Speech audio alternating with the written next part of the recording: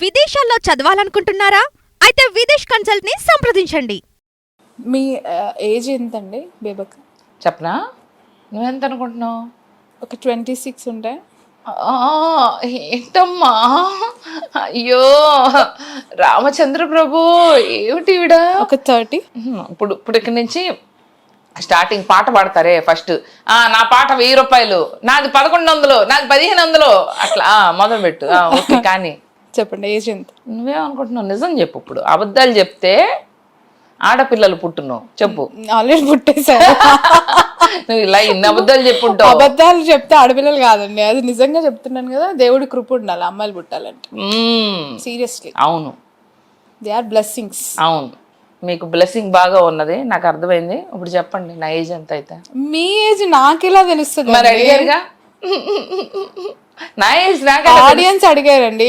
ఎనర్జీగా మాట్లాడుతుంది, ఇంత నవ్విస్తుంది, బేబక్ ఏజ్ ఎంత అని చాలా మంది కామెంట్స్ పెడుతున్నారు. మీ ఏజ్ ఎంత నాకు తెలియదు అన్నారు కదా. నన్ను మీ ఏజ్ మీరేమన్నారు? మీ ఏజ్ ఎంతో నాకు ఎలా తెలుస్తుంది అన్నారు. నేను ఆన్సర్ చేయాలి కదా. ఆన్సర్ చేయనివ్వండి, నామినేట్ చేశారు కదా, ఆన్సర్ చేయనివ్వండి. ఓకే, మీకెలా నా ఏజ్ ఎంతో ఎలా తెలీదు, నా ఏజ్ ఎంతో నాకు అలాగే తెలియదు. ఓ మై గాడ్, మీ బర్త్డే ఎప్పుడు? May 30th. ఇయర్ 19. చెప్పా. పక్కనే 2 నెంబర్లు చెప్పండి. ఆ 2 నెంబర్లు ఉన్నాయి. 19 తర్వాత 2 నెంబర్లు ఉన్నాయి. అవి కూడా ఫ్రైడే. సో గెస్ట్ చేసుకోండి. ఒక చల్లని ఫ్రైడే నాడు సాయంకాలం 8:42 ఈ శిశువు జన్మించింది. ఈ హైపర్ యాక్టివ్ అది స్వాతంత్రం వచ్చినప్పుడా, ఇందిరాగాంధీ చనిపోయినప్పుడా, రాజీవ్ గాంధీ గారు బండ గుర్తులు ఉంటాయి కదా. చెప్పింది ఒక భయంకరమైన గాలి వచ్చిందంట. అసలు ఎండాకాలంలో పుట్టానండి, మే కదా. భయంకరమైన వడగాలి వచ్చిందంట. అందరూ కళ్ళు తిరిగి పడిపోతున్నారంట. ఆ రోజు పక్కనే ఉన్న చెట్టు మాడిపోయిందంట. ఆ రోజు పుట్టా. రోహిణి కార్తీ ఎండలేదో అంటారు కదా, భయంకరమైన ఎండలో. మా విజయవాడలో అలాంటి భయంకరమైన ఎండలో అమెరికన్ హాస్పిటల్లో పుట్టానండి. అమెరికన్ బేబీ కదా నేను, అందుకని అమెరికన్ హాస్పిటల్లో పుట్టి ఉన్నాను. ఇలాంటి కబుర్లు నేను ఏ ఇంటర్వ్యూలో ఏ ఛానల్లో చెప్పలేదు శ్రావణి. నీకే చెప్తున్నా. ఈ 79 కోట్ల వాచ్ సాక్షిగా. వాచ్ అనద్దండి, వాచ్ అంటే కేర్ ఆఫ్ బేబక్క. ఇంకా మీ రీల్స్, మీ షార్ట్స్ చూసేయడమే. ఇంకా అసలు ఆ బ్రాండ్ వెతుక్కోవడం, నిజంగా దాని కాస్ట్ అంతే ఉంటుందా అని చాలా మందిని ఒకరు అడుగడం. ఈ నిజంగా చెప్తున్నాను, నేను షాక్ అయ్యా. బేబక్క బయటికి రాగానే యూట్యూబ్లో ఎక్కడ వెతికినా కూడా తన వాచ్, తన హ్యాండ్ బ్యాగ్ ఇవి టాక్ ఆఫ్ ద టౌన్ అయిపోయింది. నిజంగా చెప్తున్నా, అది ఒక ట్రెండింగ్ ఇష్యూ. అంత కాస్ట్లీ వాచ్ ఉంటుందా, హ్యాండ్ బ్యాగ్ ఉంటుందా అని. నిజంగా చెప్పండి, ఎంత అండి ఆ వాచ్? అసలు నేను చెప్పనండి, ఇప్పటికే దొంగలు పడతారని. ఎందుకంత హైప్ అండి? అసలు చెప్పనండి, చెప్పకూడదు. అది ఎందుకు అలా?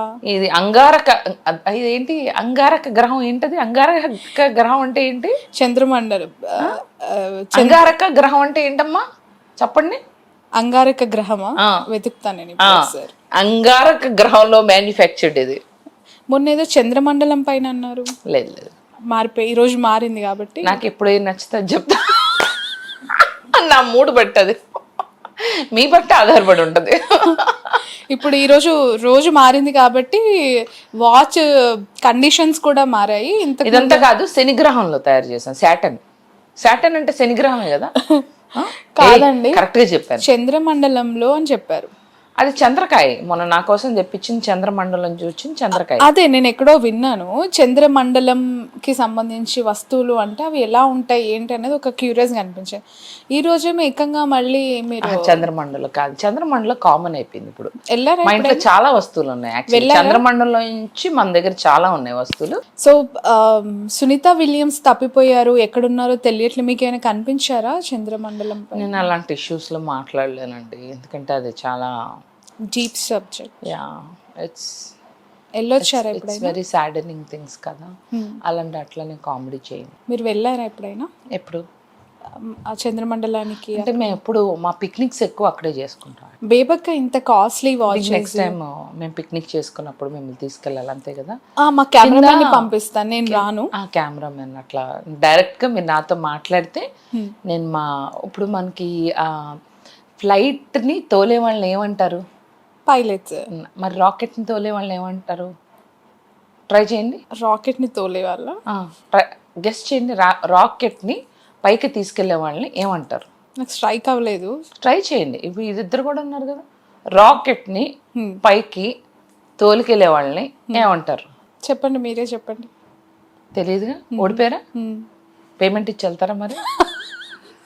ఇంటర్వ్యూలు అయ్యేసరికి ఎన్ని పేమెంట్లు ఉంటాయో మాకు అది కూడా తెలీదా? మీరు మీడియాలో ఉన్నారు కదండి. అదే మీరు సడన్ గా అడిగేసాను. రాకెట్ తోలే వాళ్ళని ఏమంటారండి? నిజంగా నాకు అసలు మీకు ఇంత తెలివితేటలు ఉన్నాయి. అస్సలు లేవండి. నాకు మీ తెలివితేటలు చూసిన తర్వాత సరే, కనీసం ఏదన్నా చెప్పండి. రాకెట్ ని ఎంతమంది పైలట్స్ తోలుతారు? అసలు రాకెట్ కి పైలట్స్ తోలే పరిస్థితి ఉంటుందంటారా? మరి ఎలా ఉంటది చెప్పండి. ఈ సబ్జెక్ట్ అంతా నేను నేర్చుకొని మీకు మళ్ళీ ఒక ఎపిసోడ్ లో పంపిస్తా. సో విషయం ఏంటంటే, మనది ప్రైవేట్ జెట్ లాగా ప్రైవేట్ రాకెట్స్ అయ్యి, వాటికి మామూలు రాకెట్స్ కి ఉండరు. సో అందుకని నేను చెప్తున్నా, మామూలు రాకెట్ కి ఎలా ఉంటారు? పైకి పంపించేసే పైలట్ కింద నుంచి పైలట్స్ ఉండరు. అందుకే మీరు మీ ఇది కరెక్ట్ గా మీ ఐక్యూ, మీ తెలివితేటలు, మీ చురుకుదనం, చాకచక్యం టెస్ట్ చేయడం కోసం నేను చెప్పా. సో కింద మీరు వెళ్ళేటప్పుడు మీకు కనిపిస్తారు. అది మా ప్రైవేట్ రాకెట్ పైలట్స్ వాళ్ళకి మన స్కెడ్యూల్ అంతా చెప్తారు. మళ్ళీ మేము నెక్స్ట్ ఎప్పుడు వెళ్తున్నాం మా ఫ్యామిలీతో, అప్పుడు మీరు రావాలి అనుకుంటే మీరు 2-3 ఉంటాయి మాకు స్పాట్స్, చెప్పండి. సరేనా? తప్పకుండా. ఇంత టాలెంట్ ఎలా వచ్చింది బేబక్క మీకు? అలానే అలానే అసలు ఈ క్వశ్చన్స్, ఈ ప్రశ్నలు ఎవరు పైత్యము, అప్పటికప్పుడు కదలాడడం, పైత్యం రాకెట్లు, పైత్యం. ఇంకా నిన్న ఒక ఇంటర్వ్యూ చూసా. నాకు ఇష్టమైన యాంకర్ ఫ్రెండ్ ఒకళ్ళు ఒక ఇంటర్వ్యూలో ఏమని చెప్పారంటే, నాకంట చిప్పు దొబ్బిందంట. చిప్పు నువ్వు ఫోన్ చేసా, ఏంటి ఇలా అన్నావు అంటే, అది ఊరికే అన్నా. చెప్తా ఉండు. బట్ మిమ్మల్ని చూస్తూ ఉంటే ఎవరో ఒక ఆర్టిస్ట్ ని చూసినట్టు అనిపిస్తుంది. మీకు ఎవరైనా చెప్పారా? అవునా? ఎవరది? మీ ఫీచర్స్ కావచ్చు. ఎవరది? సింగర్ మధువా? గీతా మాధురియా? పాప్ సింగర్ మధు ఎవరో తెలుసా? Geetha Madhuri features pop singer Madhu ఎవరో తెలుసా? తెలియదండి. అది నేనే. ఒకప్పుడు పాప్ సింగర్ మధు, దాని తర్వాత యాంకర్ మధు, ఆ తర్వాత బెజవాడ బేబక్క. సో సింగర్ మధు అంటే నేనే. మీరు బాగా నాలెడ్జ్ బాగా గెయిన్ చేసుకుని వచ్చారు. అదే కదా.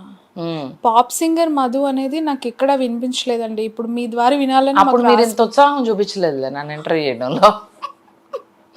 అయితే ఇప్పుడు మీ నుంచి ఒక పాప్ సాంగ్ వినాలి మేము. నేను పాడను. మీకు తెలియదు అన్నారుగా పాప్ సింగర్ ఎవరో. మీరు నేను ఎందుకు పాడతానండి? Why will I Singh?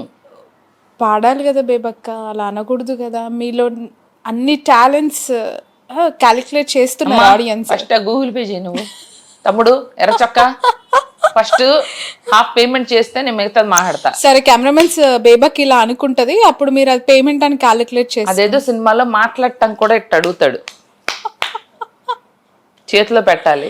Cash అలాగ ఉండదు. నువ్వు చెయ్యమ్మా, నువ్వు చేసాక నాకు చూపించు. అది ఓకే.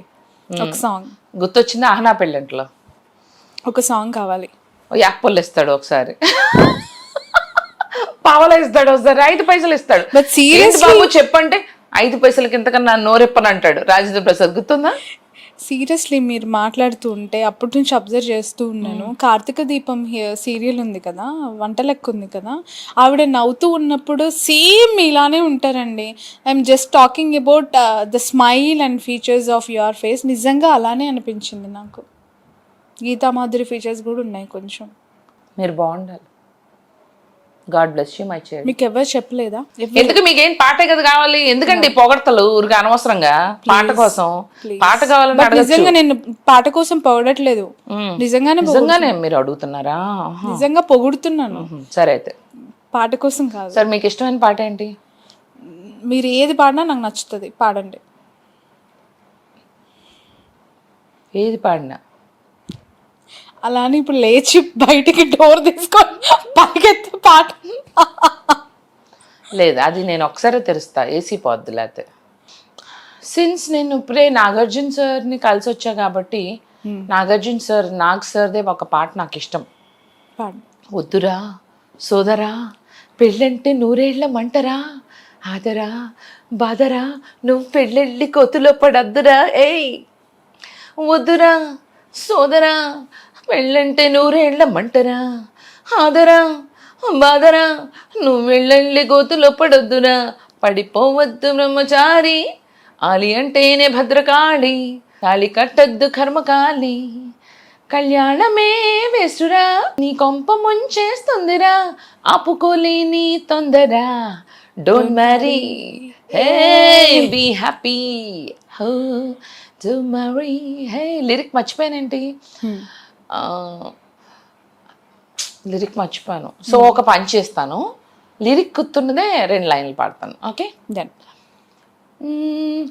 ఎందుకో తెలియని కంగారు పుడుతున్నది ఎక్కడా జరగని వింతేమి కాదే ఇది పరిమళం వెంట పయనించే పరిచయం తోడుకోరిందే ఏమో ఇదంతా నిజంగా కలలాగే ఉంది గుండెల్లో ఏముందో కళ్ళల్లో తెలుస్తుంది పెదవుల్లో ఈ మౌనం నీ పేరే తలుస్తోంది నిలవదు కద హృదయం నువ్వు ఎదురుగా నిలబడితే కదలదు కద సమయం నీ అలికిడి వినకుంటే కలవరమో తొలివరమో తెలియని తరుణమిది గుండెల్లో ఏముందో కళ్ళల్లో తెలుస్తుంది పెదవుల్లో ఈ మౌనం నీ పేరే